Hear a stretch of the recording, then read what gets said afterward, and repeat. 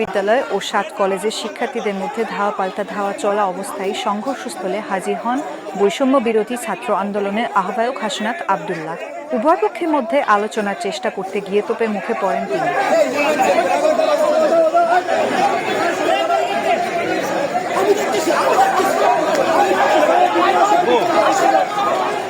এ সময় তিনি ঢাকা কলেজের শিক্ষার্থীদের সঙ্গে কথা বলতে গেলে তারা তার সঙ্গে কথা বলতে রাজি হননি।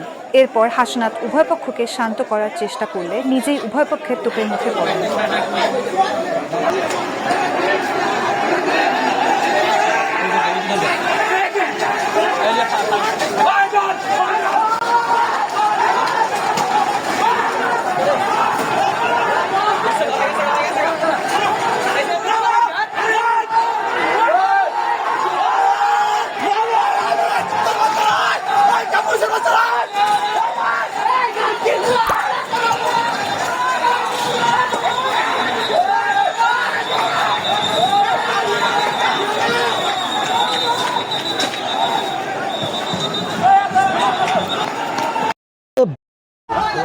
দেখছেন পুলিশের উপর কিন্তু চড়াও হতে যাচ্ছে দাবি শিক্ষার্থীরা, কেননা পুলিশ ঢাকা কলেজের শিক্ষার্থীদের হঠাৎ ব্যর্থ হয়েছেন বলে কিন্তু আমরা দেখছি যে দাবি শিক্ষার্থীরা পুলিশদেরকে আক্রমণের চেষ্টা করছেন।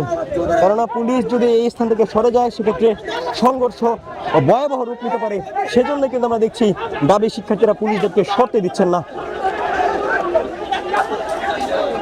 মধ্যরাতে কিন্তু আমরা দেখছি যে ঢাকা বিশ্ববিদ্যালয় এবং ঢাকা কলেজের সাথে রণক্ষেত্র যে ভয়াবহ সংঘর্ষ চলছে, সেই সংঘর্ষ কোনোভাবে কিন্তু নিয়ন্ত্রণে আনতে পারছেন না আইন শৃঙ্খলা বাহিনীর সদস্যরা। অনকন চেষ্টা করার পরে কিন্তু পরিস্থিতি নিয়ন্ত্রণে আসছে না। দেখছি আমরা দেখছি আমরা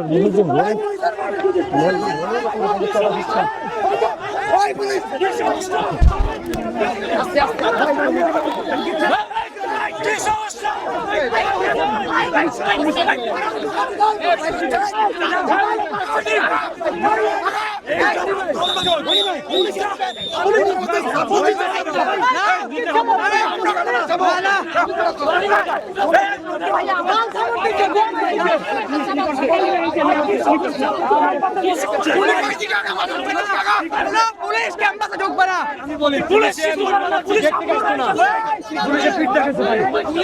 না না পুলিশ এখানে কি করে চালিয়ে যাচ্ছে সংঘাত যাতে না হয়।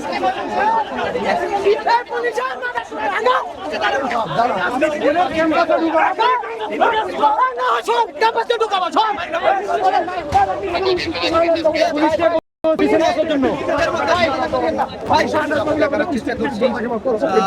আমাদের ওই জায়গা থেকে নিয়ে চলে আসছে কেন?